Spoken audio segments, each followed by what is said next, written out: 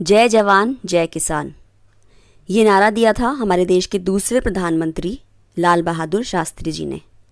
और आज ही के दिन यानी 11 जनवरी 1966 को उनका निधन हो गया था। शास्त्री जी ने पंडित जवाहरलाल नेहरू के निधन के बाद 9 जून 1964 को प्रधानमंत्री का पदभार ग्रहण किया था। करीब 18 महीने तक वो देश के पीएम रहे। उनके नेतृत्व में भारत ने 1965 की जंग में पाकिस्तान को करारी शिकस्त दी। ताशकंद में पाकिस्तान के राष्ट्रपति अयूब खान के साथ युद्ध खत्म करने के समझौते पर हस्ताक्षर करने के बाद 11 जनवरी की रात को रहस्यमय परिस्थितियों में उनकी मौत हो गई थी। शास्त्री जी बहुत खुददार इंसान थे। इस बात का परिचय एक घटना से मिलता है। तत्कालीन पीएम के बेटे ने एक बार उनकी गाड़ी चला ली थी। उन्हें इस बारे में जब मालूम हुआ तो उन्होंने किलोमीटर के हिसाब से सरकारी खाते में रुपए जमा करवाए थे। एक ऐसे नेता थे जिनके आह्वान पर देश के लोगों ने किसी दौर में अपना एक वक्त का खाना छोड़ दिया था।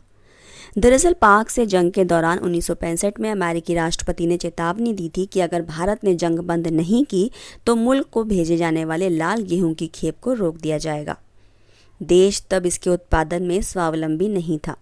शास्त्री जी ने तभी इसकी काट निकाली और देशवासियों से अपील की कि वो एक समय का खाना त्याग दें। और एक वक्त का खाना छुड़वाने वाले प्रयोग को शास्त्री जी ने पहले अपने परिवार पर आजमा कर देखा था। इसीलिए क्योंकि वो ये देखना चाहते थे कि क्या वाकई में उनके बच्चे भूखे रह सकते हैं। अगर वो और उनका परिवार भूखा रह पाया तभी वो देशवासियों से अपील करेंगे, और उन्होंने वैसा ही किया। इतना ही नहीं, 1965 में भारत पाक जंग के दौरान जब देश के सामने खाद्य संकट पनपा था तब उन्होंने बतौर पीएम अपनी तनख्वाह लेना भी बंद कर दिया था। राष्ट्रपिता महात्मा गांधी ने जब देशवासियों से असहयोग आंदोलन में शामिल होने की अपील की थी, उस वक्त शास्त्री जी महज 16 साल के थे।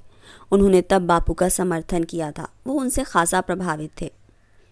शास्त्री जी बेहद ही ईमानदार और सत्यनिष्ठ व्यक्ति थे। एक बार रेल मंत्री पद से इस्तीफा दे दिया था। ऐसा इसलिए क्योंकि एक ट्रेन हादसे में कई लोगों की जान चली गई थी और उन्होंने इसके लिए खुद को जिम्मेदार माना था। सफ़ेद क्रांति को भी उन्होंने खूब बढ़ावा दिया। यह राष्ट्रीय स्तर का अभियान था जो दुग्ध उत्पादन को लेकर था।